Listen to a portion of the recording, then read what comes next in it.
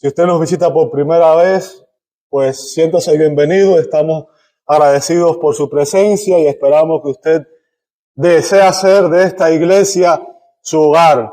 Les invito a que abran sus Biblias en el Evangelio de Mateo, en el capítulo 21.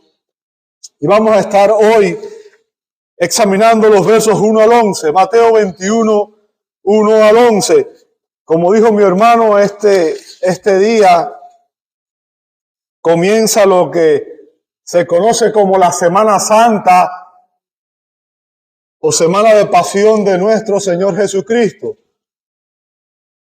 Y es por eso que hemos obviamente hecho un alto en nuestra serie y vamos a hablar específicamente, vamos a enseñar sobre este pasaje que rememora lo que el Señor Jesús hizo en su última semana de ministerio terrenal. Mateo capítulo 21, versículos 1 al 11. Abra ahí su Biblia, por favor.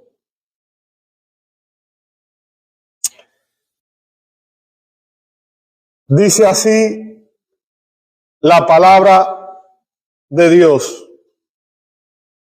Cuando se acercaron a Jerusalén y llegaron a Betfagé, junto al monte de los Olivos, Jesús entonces envió a 2 discípulos diciéndoles: vayan a la aldea que está enfrente de ustedes y enseguida encontrarán un asna atada y un pollino con ella. Desátenla y tráiganlos a mí. Y si alguien les dice algo, digan: el Señor los necesita y enseguida los enviará. Esto sucedió para que se cumpliera lo que fue dicho por medio del profeta cuando dijo: digan a la hija de Sión, mira, tu rey viene a ti, humilde y montado en un asna y en un pollino, hijo de bestia de carga. Entonces fueron los discípulos e hicieron tal como Jesús les había mandado, y trajeron el asna y el pollino. Pusieron sobre ellos sus mantos, y Jesús se sentó encima. La mayoría de la multitud tendió sus mantos en el camino. Otros cortaban ramas de los árboles y las tendían por el camino. Y las multitudes que iban delante de él y las que iban detrás gritaban: Hosanna al Hijo de David. Bendito el que viene en el nombre del Señor. Hosanna en las alturas. Cuando Jesús entró en Jerusalén, toda la ciudad se agitó y decían: ¿quién es este? Y las multitudes contestaban: este es el profeta Jesús de Nazaret de Galilea. Padre, damos gracias una vez más por tu palabra. Rogamos ahora, Señor, que sea tu Espíritu el que nos ilumine y nos permita entender el precioso mensaje que esta porción de tu palabra tiene para nosotros. Obra en cada mente, en cada corazón, y no permitas que nadie salga de este lugar como llegó, Señor, sino que usa tu palabra para traer vida donde sea necesario y para santificar a tu pueblo. Lo pedimos en el nombre de Jesús. Amén, amén y amén. Muchas gracias. Pueden ocupar sus asientos.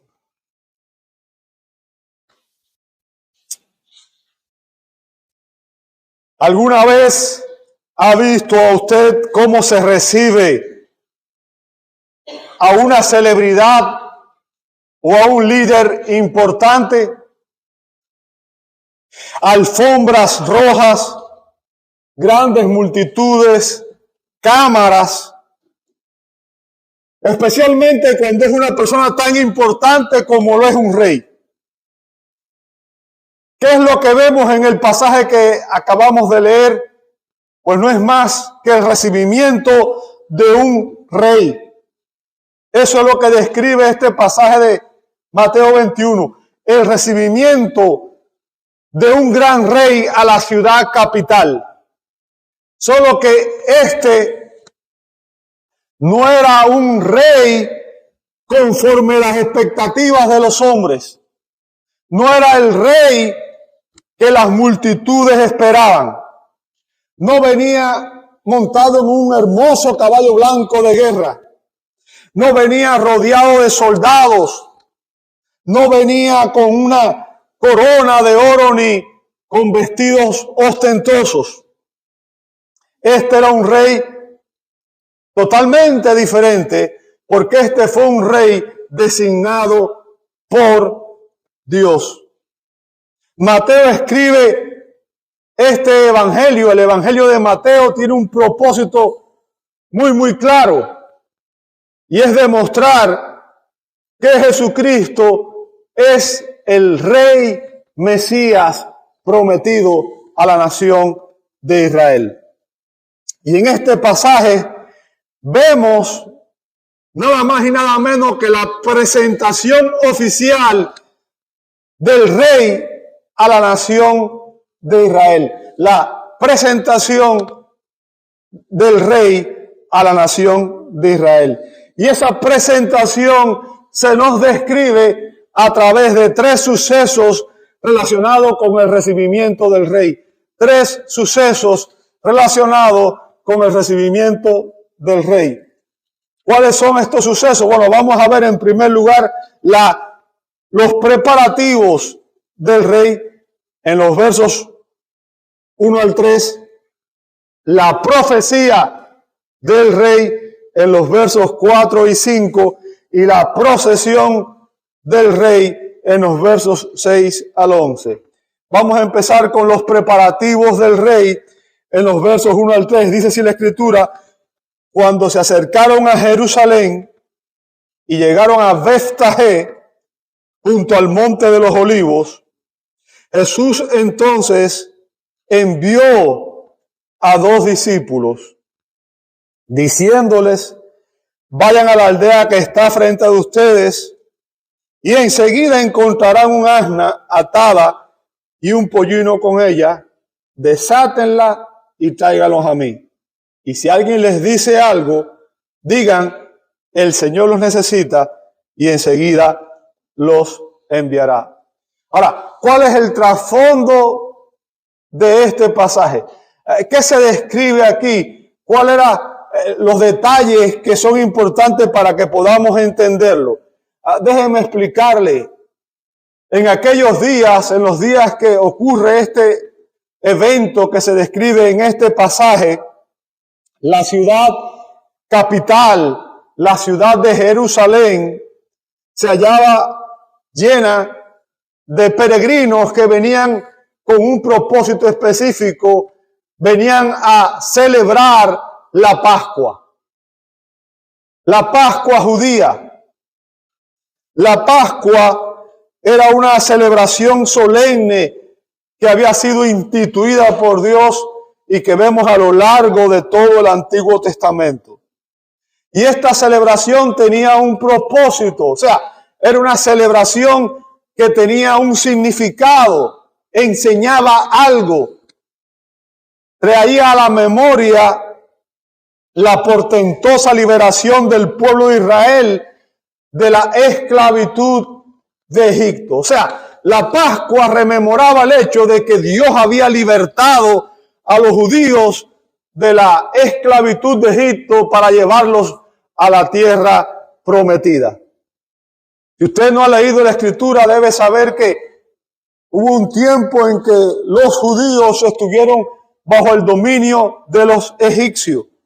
Y el faraón egipcio endureció su corazón y se negó a dejar que la nación partiera y fuera a adorar a Dios. Dios había enviado a Moisés para que libertara, para que sacara a esta nación de la esclavitud.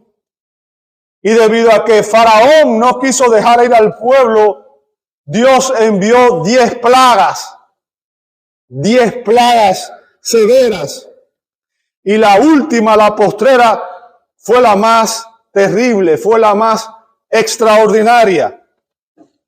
Se le ordenó a cada familia judía que sacrificara un cordero y que con la sangre de ese cordero marcaran los dinteles y los postes de la puerta de las casas. Y aconteció que esa noche el ángel del Señor pasó por la tierra de Egipto, y toda casa que no estaba marcada con la sangre del cordero, los primogénitos murieron. Todos los primogénitos que vivían en los hogares que no estaban marcados por la sangre del cordero murieron esa noche. Fue un juicio de Dios para que el pueblo de Israel saliera de la esclavitud. Y a causa de ese juicio, finalmente el faraón consintió en dejar que los israelitas salieran de Egipto y fueran a adorar a Dios. Desde ese momento quedó establecida la celebración de la Pascua como un memorial. Era un recordatorio. Debía celebrarse cada año para recordar este evento de cómo Dios obró de manera soberana y cómo sacó a los judíos de la esclavitud. Así que esta celebración era sumamente importante para el pueblo judío.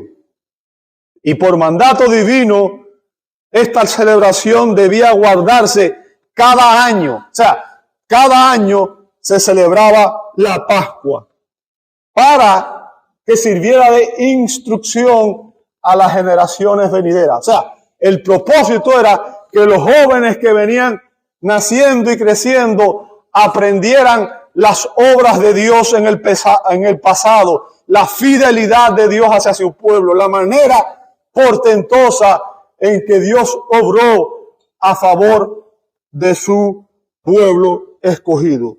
Pero esta Pascua que describe aquí el evangelista Mateo sería una Pascua totalmente diferente. Sería diferente a todas las anteriores.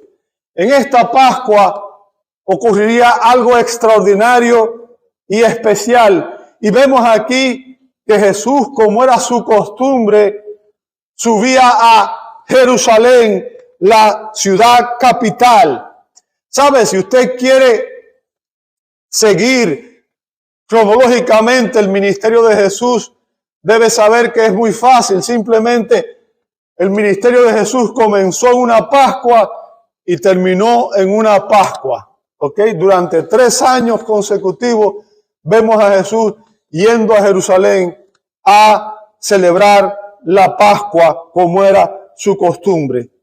Pero en esta ocasión, Jesús, antes de subir a Jerusalén, antes de entrar a la ciudad, realiza unos preparativos. Él preparó su entrada a la ciudad capital de una manera deliberada, porque en esta ocasión había un propósito mayor, un propósito más grande. Vemos aquí en estos versos que acabamos de leer, en los versos 1 al 3, que Jesús preparó cada detalle de su recibimiento en Jerusalén. Nada fue dejado de manera fortuita o al azar. Jesús preparó hasta el más mínimo de los detalles. Todo lo que sucedió aconteció conforme al decreto soberano de Dios, quien ordena todas las cosas, dice la Escritura en Efesios, conforme al consejo de su voluntad soberana. vemos que Cristo envió a 2 de sus discípulos. El propósito era traer el animal que le serviría para entrar a Jerusalén. Debía traer a un asna y a un pollino. Note que aquí se describen los detalles más insignificantes y que todo esto está bajo su control absoluto. Es Jesús mismo quien está preparando esta entrada, quien está preparando los detalles del que sería su recibimiento. Jesús les declara o les dice a sus discípulos que fueran a una aldea y les dice exactamente lo que debían buscar y cómo debían hacer y cómo debían responder si alguien les increpaba. ¿Ok? Y esto demuestra su omnisciencia. Para él nada es oculto. Él sabía exactamente lo que iba a ocurrir. Él sabía exactamente dónde estarían los animales y todo lo demás. Así que se evidencia aquí una verdad mucho más profunda. El Señor no solamente conoce todas las cosas, sino que Él las gobierna. Él está en control. Él es soberano. Él determina los eventos. No obra como quien responde a los sucesos, sino como aquel que los dirige y que los encamina hacia su cumplimiento. Está ordenando los preparativos porque en cada detalle de lo que Él prepara hay un propósito específico. Hay una profecía que se cumple. Hay un plan eterno que va a llegar a su culminación. Aquí nada es dejado al azar. De este modo se evidencia que Jesucristo no fue, como dicen algunos predicadores liberales, una víctima de los acontecimientos. Algunos liberales dicen que Jesús simplemente se dejó llevar por la euforia y que eso causó su muerte. Aquí vemos, por el contrario, que es Jesús quien está preparándolo todo para lograr su meta, lograr su propósito, lograr su objetivo. Él mismo preparó los detalles de su entrada a Jerusalén, pues había llegado la hora determinada desde la eternidad para el cumplimiento de aquello que estaba establecido. ¿Sabe? Si usted lee el Evangelio, usted va a ver que en muchas ocasiones Jesús decía, aún no ha llegado mi hora, aún no ha llegado mi hora. Sin embargo, usted ve en Juan 17:1, Jesús dijo, Padre, la hora ha llegado, glorifica a tu Hijo para que el Hijo te glorifique a ti. O sea, había llegado la hora de ir a Jerusalén. Había llegado la hora de ir a dar su vida. Había llegado la hora de cumplir el propósito por el cual Él había venido a la tierra.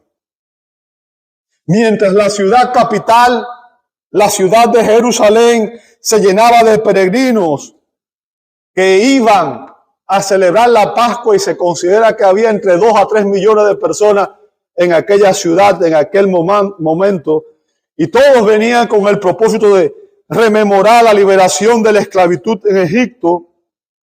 En esta Pascua específicamente, el verdadero Cordero de Dios se dirigía a la ciudad capital. El Cordero de Dios venía a efectuar una liberación totalmente superior, infinitamente superior. Jesús venía con el propósito de libertar a los hombres del poder y de la esclavitud del pecado.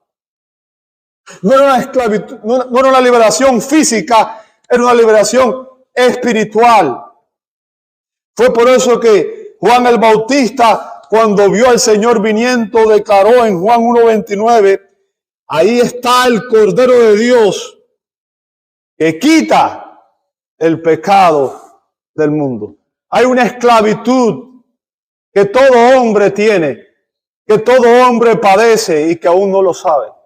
Es la esclavitud del pecado. Y Juan el Bautista, al ver a Jesús, lo identifica como el Rey Mesías prometido y como el sacrificio perfecto por los pecados del mundo.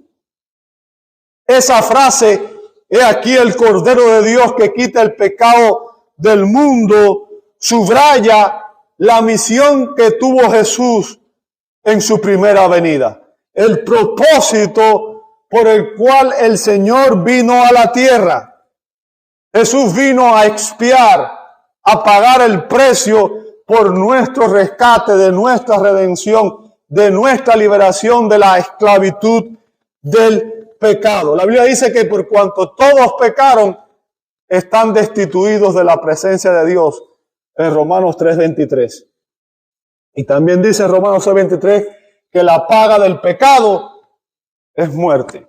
Todos nosotros, todo ser humano nace en este mundo muerto espiritualmente, cautivo del pecado.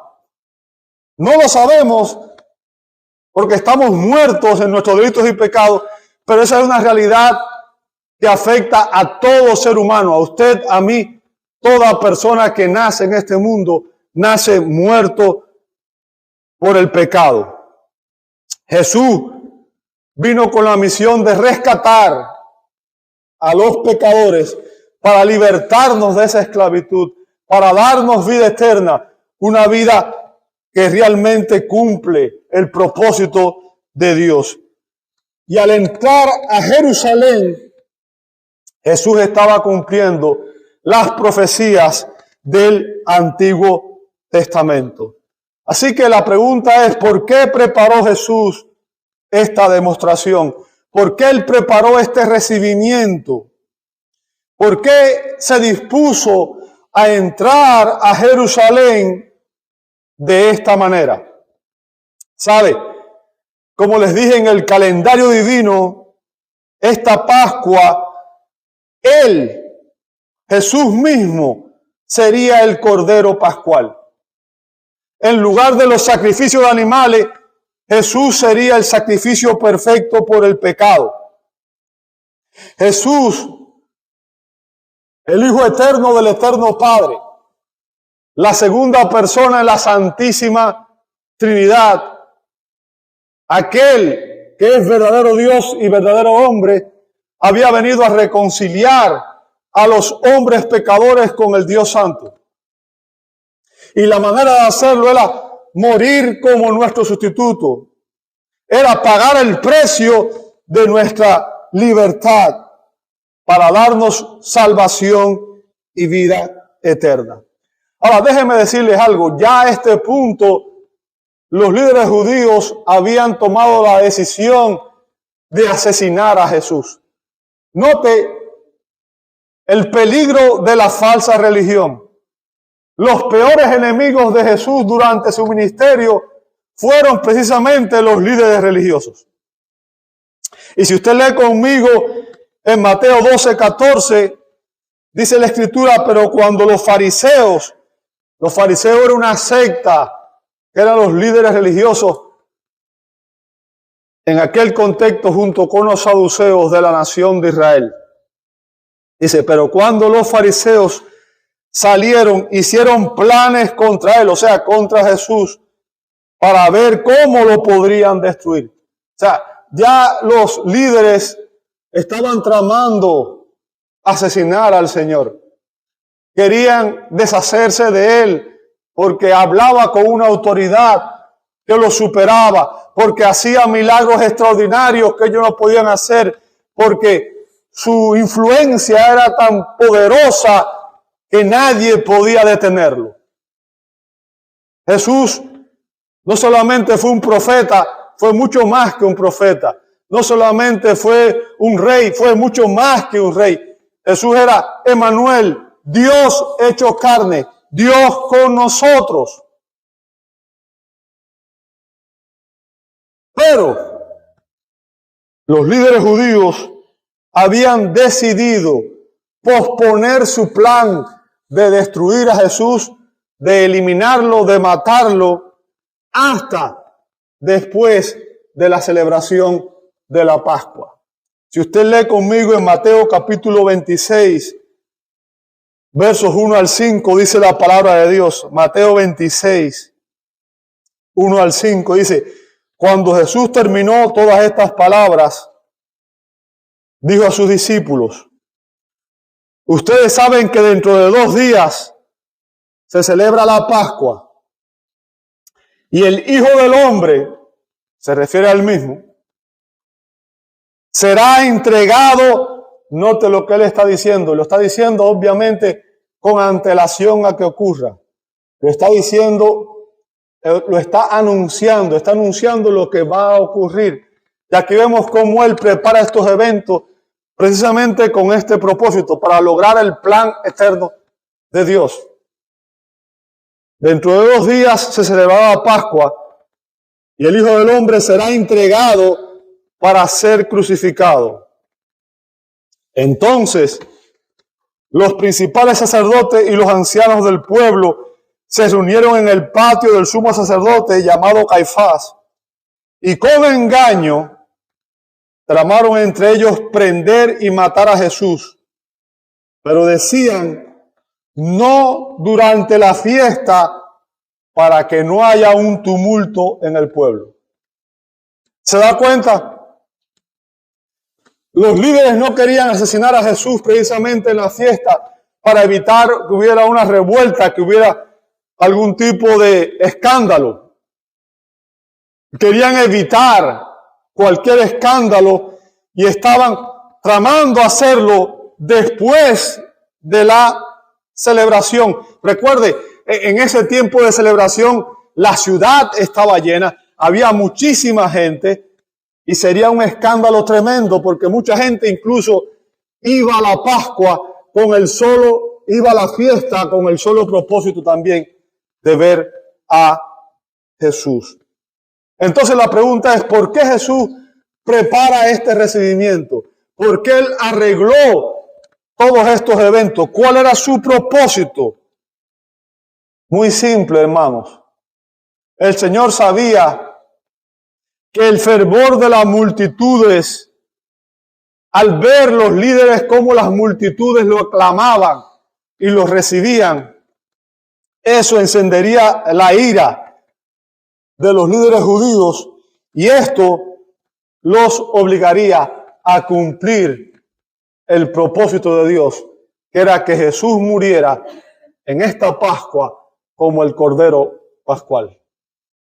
Así que Jesús está, y entienda esto, tramando aquí, está preparando aquí precisamente los detalles que lo llevarían a él a su propia muerte. ¿Entiende eso? Está preparando los detalles que lo llevarían, lo conducen a él hasta la cruz del Calvario, hasta el Gólgota, hasta la muerte. ¿Ok? Él sabía lo que iba a acontecer. Sabía que cuando los líderes judíos vieran aquel recibimiento público, los obligaría al Sanedrín, que era la corte suprema de los judíos, a alterar sus planes. Ya no podrían tomarlo prisionero en secreto después de la Pascua, sino que tendrían que hacerlo públicamente, y tendrían que hacerlo precisamente en el tiempo de la Pascua.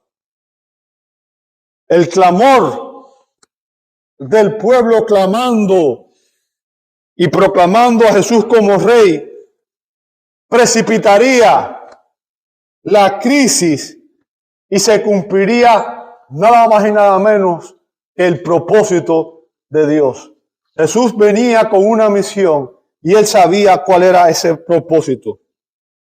¿Ok? Era el tiempo señalado por Dios para que su hijo muriera en la cruz. había llegado la hora de que el Cordero Pascual fuera sacrificado. Así se nos enseña una verdad increíble, y es que la crucifixión de Cristo no fue un accidente, sino un acto soberano, dispuesto por Dios desde la eternidad. La Biblia nos dice que Él fue el Cordero de Dios, preparado desde antes de la fundación del mundo para ser sacrificado en el libro de Apocalipsis. Conviene recordar que incluso hubieron ocasiones anteriores en que el Señor había evitado este tipo de reconocimiento público. ¿Por qué razón?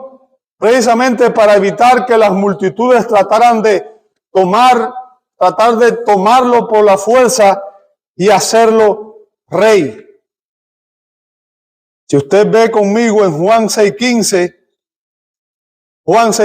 la Escritura nos dice que después de que Jesús hizo un milagro extraordinario y alimentó a 5,000 personas, cuando la multitud a continuación procuró tomarlo por la fuerza y hacerlo rey. Usted puede ver, dice Juan 6:15, por lo que Jesús, dándose cuenta de que iban a venir y por la fuerza hacerlo rey, se retiró él solo otra vez al monte. O sea, en aquel contexto, ese no era el plan de Dios, no era la hora, no era el propósito de Dios.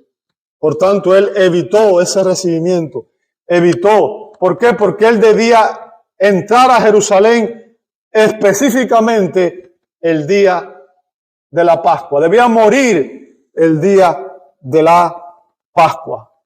Pero ahora había llegado la hora. Es el mismo Jesús el que está organizando los detalles, los preparativos de su recibimiento. Y es Él quien provoca deliberadamente toda esta recibimiento. ¿Por qué? Porque este era el propósito de Dios, el plan eterno de Dios. Era necesario que Jesús fuese entregado conforme al plan divino. Déjeme decirle, esto nos demuestra algo, nos demuestra la soberanía absoluta de Dios sobre todo. Nos demuestra que Dios cumple siempre sus propósitos y que ni el diablo, ni los demonios, ni los pecadores podemos hacer frente o impedir los planes o los propósitos de Dios. Porque Dios es absolutamente soberano. Si usted lee conmigo en Hechos capítulo 2, verso 23, se nos dice que Jesús fue entregado conforme al plan de Dios, conforme al propósito de Dios. A Jesús no lo mataron ni los judíos ni los romanos. Era el plan eterno del Padre. Dice Hechos 2:23 dice, este fue entregado por el plan predeterminado y el previo conocimiento de quién. Fue Dios quien envió a su Hijo a morir en la cruz del Calvario. Y todo lo que aconteció tenía como propósito cumplir ese plan eterno, ese propósito eterno. Jesús no fue una víctima. Él estaba gobernando cada detalle. Él estaba preparando cada detalle. Ahora, eso no elimina la responsabilidad humana. Dice, y ustedes, dice Pedro, lo clavaron en una cruz por mano de impíos y lo mataron. Es una acusación contra los hombres rebeldes que rechazaron al Mesías, que rechazaron a Emmanuel, rechazaron a aquel que es el Dios de la gloria encarnado. Dios en su soberanía, escuche esto que es extraordinario, Dios en su soberanía utilizó los actos de rebelión de hombres impíos para cumplir sus propósitos. Se lo voy a decir de otra manera. Dios usó a sus enemigos para cumplir su propósito eterno. Dice Hechos 4, 27 al 28. Hechos 4, 27 al 28 dice: porque en verdad en esta ciudad se unieron tanto Herodes como Poncio Pilato, junto con los gentiles y los del pueblo de Israel, contra tu santo siervo Jesús, a quien tú ungiste para hacer, escuche bien lo que ellos hicieron, para hacer cuanto tu mano y tu propósito habían, ¿qué cosa? Predestinado que sucediera. Sin saberlo, estos hombres, aún actuando por voluntad propia, aún cumpliendo su propósito, sin saberlo al mismo tiempo, estaban cumpliendo el propósito de Dios, la voluntad de Dios. Estaban cumpliendo el plan de Dios. Y eso nos enseña que la muerte de Jesús no fue un accidente, sino que fue el cumplimiento del propósito eterno de Dios. Dios usó el pecado y la rebelión humana de estos hombres para cumplir su plan y su propósito eterno. Así, estos preparativos del rey nos revelan tres verdades. En primer lugar, nos revelan la soberanía absoluta de Cristo. Él es soberano sobre todo lo que acontece. Nos revela la certeza del plan de redención. Dios tenía el propósito de salvar a su pueblo. Y nos revela la inevitabilidad de la cruz. Perdón, se me enredó la lengua. Inevitabilidad de la cruz. Era inevitable que ocurriera. ¿Ok? Cristo entra a Jerusalén sabiendo que Él iba a morir. Así que hemos examinado los preparativos del rey y ahora analicemos la profecía del rey. La profecía del rey. Versos 4 y 5 dice: esto sucedió para que se cumpliera lo que fue dicho por medio del profeta cuando dijo: digan a la hija de Sión, mira, tu rey viene a ti, humilde y montado en un asna y en un pollino, hijo de bestia de carga. O sea, Mateo muestra aquí a Jesús viniendo a la ciudad capital como el rey legítimo, el rey de Israel. Y note la expresión, digan a la hija de Sión. O sea, Bat Sión, hija de Sión, es una expresión poética que hace referencia a la gente de la ciudad, a los ciudadanos de la ciudad de Jerusalén. Debía ser proclamado, debía ser anunciado. El rey llegaba a la ciudad capital y todos debían saberlo, todos debían conocerlo, todos debían estar al tanto. Mateo declara que cada uno de estos detalles de lo ocurrido este día tenía como propósito, como les expliqué ahorita, cumplir las profecías que habían sido dadas en el Antiguo Testamento. Lo vemos ahí en el verso 4. Y específicamente, Mateo cita aquí la profecía de Zacarías capítulo 9, verso 9, donde se anunciaba la venida del Rey Mesías. Dice así esa profecía: regocíjate sobremanera hija de Sión. Da voces de júbilo, hija de Jerusalén.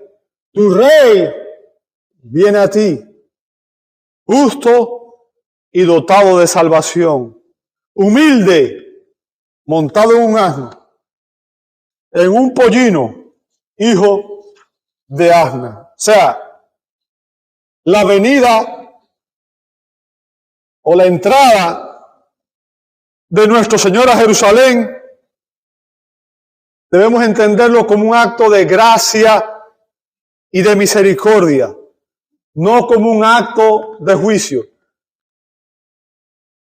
Él tenía salvación, dice el texto. Venía trayendo salvación, ofreciendo salvación. Pero ellos, los hombres, se rehusaron a aceptarla. El evangelista Juan nos dice que a los suyos vino y los suyos no lo recibieron.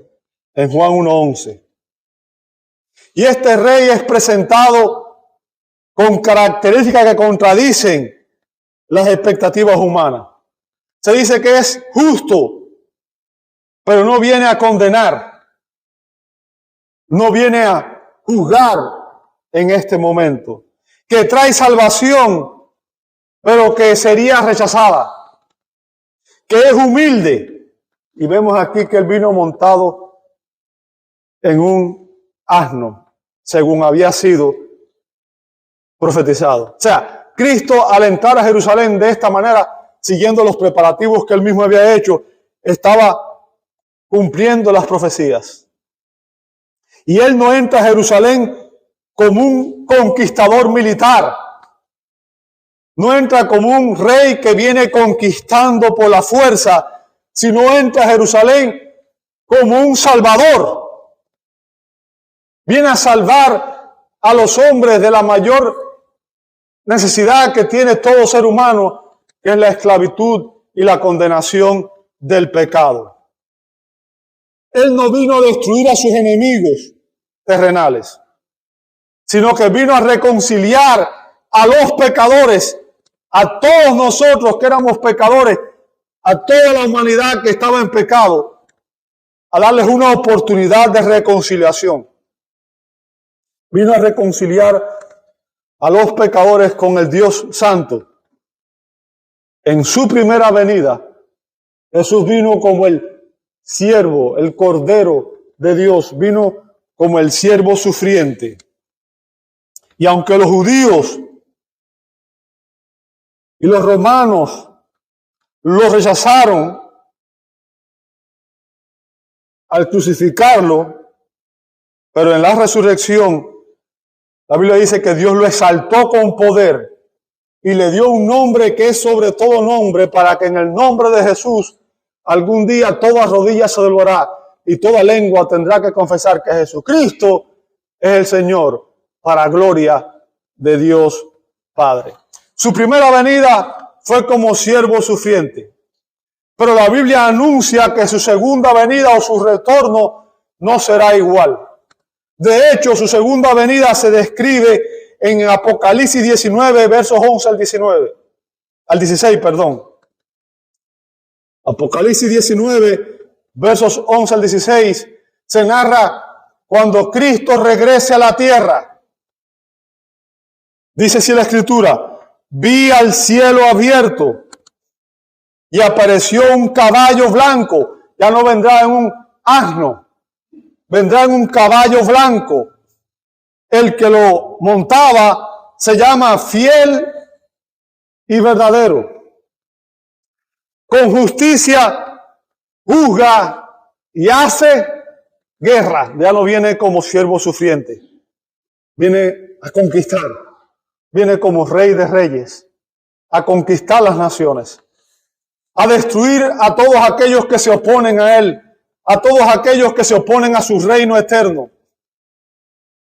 Sus ojos son como llama de fuego y sobre su cabeza hay muchas diademas. Tiene un nombre escrito que nadie conoce sino Él. Está vestido de un manto empapado en sangre. Y su nombre es el Verbo de Dios. Los ejércitos que están en los cielos, vestidos de lino fino, blanco y limpio, lo seguían sobre caballos blancos. Vea que aquí viene, a diferencia de la primera vez, viene acompañado de un ejército. ¿Ok? De su boca sale una espada afilada para herir con ella a las naciones y las regirá con vara de hierro. El mismo pisa el lagar del vino, del furor, de la ira de Dios, del Dios Todopoderoso. En su manto y en su muslo tiene un nombre escrito: Rey de Reyes y Señor de Señores. Jesucristo es Rey de Reyes y Señor de Señores. Él vino ofreciendo salvación y fue rechazado por los hombres. Algún día retornará y no vendrá como siervo sufriente, vendrá como rey conquistador a juzgar las naciones y a establecer su reino eterno. Por tanto, hoy es el día de gracia. Hoy es el día de perdón. Hoy es el día de misericordia. Hoy Dios, en su gracia, le ofrece perdón a todo aquel que se arrepiente de sus pecados y recibe a Cristo por la fe como su Señor y Salvador. Mañana será el día de juicio. El día en que Él venga a destruir a todos aquellos que se oponen a Él. La gracia de Dios no elimina el juicio de Dios. Más bien ofrece una salida antes de que el juicio llegue. Este es un tiempo de paciencia divina, donde Dios invita a todos los hombres, los llama al arrepentimiento. Dios ofrece perdón, reconciliación y salvación ahora mismo a todos aquellos que se arrepienten de sus pecados y reciben a Cristo por la fe. Después de realizar la procesión del Rey, vamos a concluir ya con la procesión del Rey, el recorrido del Rey, si lo entienden de otra manera. Recorrido, la procesión del Rey, los versos 6 al 11. Dice que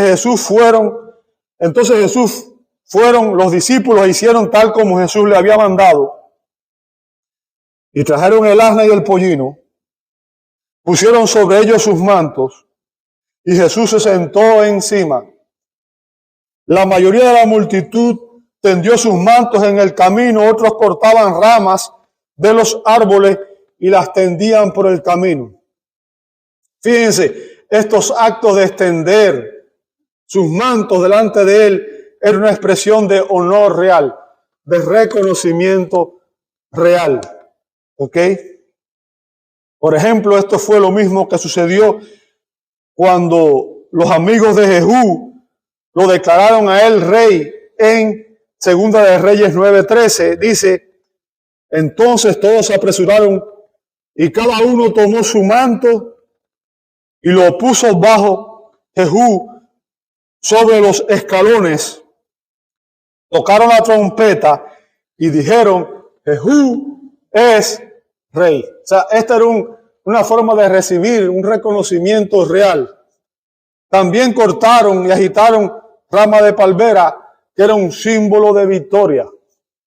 Un símbolo de la victoria. Y dice el verso 9, y las multitudes iban delante de él, y las que iban detrás gritaban, Hosanna al Hijo de David, bendito aquel que viene en el nombre del Señor. Hosanna en las alturas. Fíjense, los discípulos obedecieron la orden que Jesús les había dado. Y la multitud, al ver a Jesús viniendo, responde con un entusiasmo extraordinario. Este fue sin duda el recibimiento de un rey. Ellos extendían sus mantos, cortaban ramas de palmera y clamaban: Hosanna al Hijo de David. El término Hosanna significa salva ahora, te rogamos. O sea, estaban pidiendo al rey que los salvara. Es un grito, es un llamado a la ayuda divina para que trajera salvación. Estaban citando un salmo mesiánico, específicamente el Salmo 118, verso 25, dice así: te rogamos, oh Señor, sálvanos ahora. Te rogamos, oh Señor, prospéranos ahora. O sea, fíjense, el pueblo está clamando aquí, aclamando a Jesús y está diciendo que Él es el legítimo hijo de David. Y ustedes saben que David fue el segundo rey de Israel, el gran rey David, aquel que tenía un corazón conforme al corazón de Dios, aquel a quien Dios le había prometido que de su descendencia vendría un rey cuyo reinado sería estable eternamente. El pueblo proclama a Jesús como el rey legítimo, el hijo de David, es decir, el rey Mesías. Jesús en ningún momento trata de impedirle que lo hagan. Hijo de David es un título mesiánico. Dios le había dicho a David, le dio esta promesa, 2 de Samuel 7:16. Tu casa y tu reino permanecerá para siempre delante de mí. Tu trono será estable para siempre. Esa profecía será cumplida en Cristo. Estaban reconociendo, en aquel momento, en este recibimiento, estaban reconociendo, al menos externamente, que Jesús era el rey, Mesías, largamente esperado por la nación. Estaban citando otro salmo, el Salmo 118. Salmo 118, ahí en el verso 26 dice: bendito el que viene en el nombre del Señor. O sea, reconocen que Jesús venía no en su nombre, sino en el nombre del Señor. Desde la casa del Señor lo bendecimos. Sin embargo, su entendimiento era solo superficial. ¿Por qué? Porque los judíos buscaban un libertador político, no un libertador espiritual. Buscaban las bendiciones de Dios y no al Dios de las bendiciones.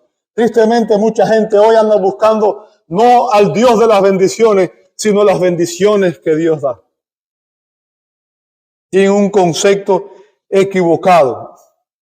Y aquí se manifiesta una profunda tragedia espiritual. Estas personas reconocieron a Jesús con sus labios, pero lo rechazaron en sus corazones. La misma multitud que ese día proclamó y clamó a Cristo diciendo: bendito el que viene en el nombre del Señor, y proclamándolo rey, pocos días después gritaba: crucifícanle, mátale, no le queremos. ¡Qué tragedia! Y esto revela la inestabilidad del corazón humano y revela la gran corrupción que el pecado causa en los seres humanos. Esto revela una verdad muy importante. Es muy probable, es muy posible tener entusiasmo religioso sin una fe verdadera, una fe genuina, una fe salvífica. Y dice el verso 10, y cuando Jesús entró en Jerusalén, toda la ciudad se agitó. y decían: ¿quién es este? Y las multitudes contestaban: este es el profeta Jesús de Nazaret de Galilea. Fíjense, cuando la ciudad se conmueve y pregunta: ¿quién es este? Las respuestas que dan es insuficiente. La respuesta que dan es insuficiente. Ellos dicen: este es el profeta Jesús. Y evidentemente Cristo era un profeta, pero era mucho más que eso. Él era el profeta legítimo, el supremo profeta, el rey legítimo, el rey de reyes y señores de señores. Él era el sumo sacerdote perfecto, el rey eterno, ¿ok? El Hijo de Dios, o Dios el Hijo, la segunda persona de la Trinidad, Emmanuel, Dios humanado, Dios hecho hombre, verdadero Dios y verdadero hombre. Él era el Rey eterno, el único y suficiente Salvador que venía a rescatar a los hombres de la esclavitud del pecado. Y la pregunta que surge de este contexto no es histórica, sino es muy personal. Y esta pregunta es para ti en esta mañana y es para mí. Es muy personal. ¿Quién es Jesús para ti? ¿Quién es Jesús para ti? El apóstol Pedro respondió a esa pregunta diciendo: tú eres el Cristo, el Mesías, el ungido de Dios, el Hijo del Dios viviente, o Dios el Hijo. En Mateo 16:16. Jesucristo es el Hijo de Dios, el Dios eterno, hecho carne. Cristo vino la primera vez como un siervo sufriente. Y él mismo había declarado que su misión, dijo en Lucas 19:10, que el Hijo del Hombre ha venido a buscar y a salvar lo que se había perdido. ¿Quién se había perdido? Tú y yo. El profeta dijo que todos nosotros nos descarriamos como ovejas, que cada cual se apartó por su camino, pero que el Señor cargó en Cristo el pecado de todos nosotros. Cristo vino a buscarnos y a salvarnos. En su primera venida Él vino a sufrir, vino a morir en nuestro lugar como nuestro sustituto. Pero vendrá una segunda vez en gloria. Y cuando venga, lo hará para juzgar a las naciones. Hoy es el día de la gracia. Hoy el Rey se presenta ante ti no con espada, sino con misericordia. Pero si lo rechazas, tiene consecuencias eternas. No basta con admirarlo, no basta con conocerlo superficialmente, no basta con creer que Él es un profeta, no basta con creer que Él es un rey más. Tienes que reconocerlo como el Rey y Señor de tu propia vida. La Escritura declara en Hechos 17:30, por tanto, habiendo pasado por alto los tiempos de la ignorancia, Dios declara ahora a todos los hombres, en todas partes, que se arrepientan. Esa no es una sugerencia, es un mandato divino. Debes arrepentirte de tus pecados. Dios manda a todo hombre que se arrepienta de sus pecados y que reciba a Jesucristo por la fe como su Señor y Salvador. Esta es la palabra de fe que predicamos, dice el apóstol Pablo en Romanos 10:9. Que si confiesas con tu boca a Jesús por Señor y crees en tu corazón que Dios le resucitó de entre los muertos, serás salvo. Salvo de la condenación eterna salvo de la perdición eterna. Debes recibir a Cristo como el Rey y Señor, como el soberano de tu vida. Debes confesar que tú eres un pecador, debes arrepentirte de una vida de rebelión y pecado y debes recibir a Cristo por la fe. La entrada triunfal es realmente una paradoja. Es el recibimiento del Rey, pero también anticipa su rechazo. Israel recibió a su Rey externamente, pero lo rechazó internamente. No imites a aquella multitud que honró a Cristo con sus labios, pero lo rechazó con su corazón. Ríndete al Rey hoy. Sométete a su autoridad soberana, porque solo aquellos que rinden sus vidas y reciben al Rey por la fe podrán entrar a su reino eterno. Te invito a orar. Padre, damos gloria a tu santo y bendito nombre, porque tu palabra es muy clara. Tú eres Rey de reyes y Señor de señores. Y Señor, tú viniste la primera vez como un siervo a sufrir en sustitución nuestra para rescatarnos del pecado, de la maldad, darnos salvación y vida eterna. Pero tú vendrás una segunda vez en gloria para instaurar tu reino eterno. Y todo aquel que se opone a ti, todo aquel que blasfema tu nombre, todo aquel que te rechaza, todo aquel que se niega a recibir la salvación que tú ofreces por gracia, será juzgado y condenado. Señor, ayúdanos a examinar nuestras vidas en esta mañana. ¿Quién es Cristo para nosotros? Y si no hemos reconocido a Cristo como aquel que es el único capaz de ser nuestro Salvador y nuestro Señor, que hoy sea el día de salvación. Padre, tú conoces la necesidad de cada persona aquí presente. Señor, suple esa necesidad. Trae salvación allí donde haga falta. Y Padre, ayúdanos a rememorar la obra perfecta, la obra gloriosa por la cual hemos sido perdonados de nuestros pecados. Damos muchas gracias y gloria a aquel que siendo eterno, que siendo sublime, se humilló hasta sí mismo para morir por nosotros. No hay amor más sublime, más precioso que el amor de Dios, mostrado en esa obra preciosa de Cristo, quien estuvo dispuesto a humillarse hasta lo sumo para darnos salvación y vida eterna. Y es a Él a quien damos gloria en esta mañana y en su nombre oramos. Amén, amén y amén. Dios le bendiga, hermanos.